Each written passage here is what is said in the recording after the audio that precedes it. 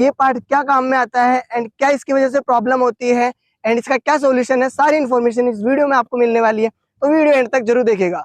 तो दोस्तों मैं बात कर रहा हूँ जो 2413 एंड जो 3501 मॉडल, जो बजाज चेतक के जो प्रीमियम मॉडल्स आते हैं जिनके अंदर फोक की आती है, जो सेंसर की आती है, उसके जो प्रॉब्लम है उसका सोल्यूशन इस पार्ट से होता है। जो सेंसर की आती है बजाज चेतक के जो 3501 मॉडल एंड जो 2413 मॉडल्स हैं, जो टॉप मॉडल्स हैं, उनके अंदर सेंसर की जो देखने को मिलती है आपको, उस पे जो बटन आता है, उसका जो बटन प्रेस करने पे जो इंडिकेटर्स जलते हैं वो इस पार्ट की वजह से जलते हैं। ठीक है, आपकी गाड़ी कहाँ खड़ी है, जो पार्किंग लाइट जो जलती है वो इस पार्ट्स की वजह से जलती है।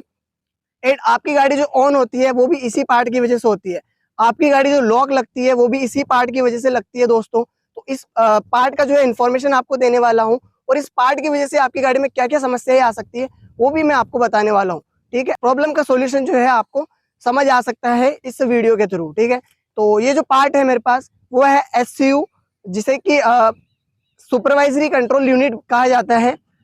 जो काम करता है वो है मैं आपको निकाल के दिखा देता हूँ किस प्रकार का होता है, इसके साथ में क्या क्या चीजें आती है। ठीक है, तो ये जो पार्ट है वो इस तरीके का आपको देखने को मिलता है डिब्बी टाइप में, जो ECU या फिर जो ECM लगे होते हैं गाड़ी के अंदर, जो VCU लगा होता है उस टाइप को आपको देखने को मिलेगा, जिसे SCU बोला जाता है, सुपरवाइजरी कंट्रोल यूनिट।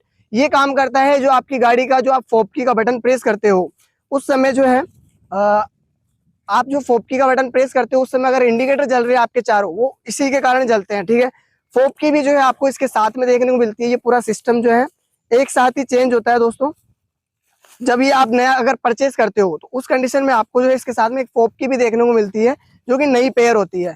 ठीक है, तो अब इसकी वजह से जो प्रॉब्लम है, अगर आपकी गाड़ी में प्रॉब्लम बंद है, आपकी गाड़ी बिल्कुल 100% चार्ज है, आपकी ऑक्सिलरी बैटरी भी सही है, और जब आप फोपकी का बटन प्रेस कर रहे हो आपके उसको इंडिकेटर नहीं जल रहे हैं, आपकी गाड़ी ऑन नहीं हो रही है, एंड आपकी गाड़ी लॉक है या फिर लॉक अनलॉक नहीं हो रही है, तो उस कंडीशन में आपकी जो है फोपकी की समस्या हो सकती है।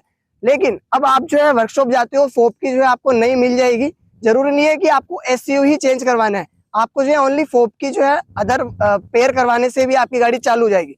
बट क्या होगा जब आपकी जो ये फोपकी है ये ही पेयर नहीं हो रही है, तो इसको जो पेयर करने का सिस्टम है वो SCU होता है।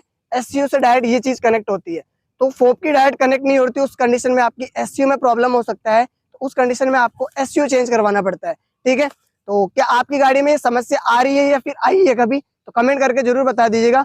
ये चीज वारंटी में चेंज हो जाती है अगर आपकी गाड़ी वारंटी के अंदर है, लेकिन अगर आपकी गाड़ी आउट ऑफ वारंटी है तो आपको जो है पेड में जो है ये लगवाना पड़ेगा, जिसका खर्चा लगभग 5 से 5,500 रुपए के आसपास का ये पार्ट आता है। उसके अलावा जो लेबर लगेगी वो एक्स्ट्रा होती है, तो लगभग 5,500 से 6,000 रुपए के आसपास ये पार्ट जो है आपको गाड़ी के अंदर लग जाता है।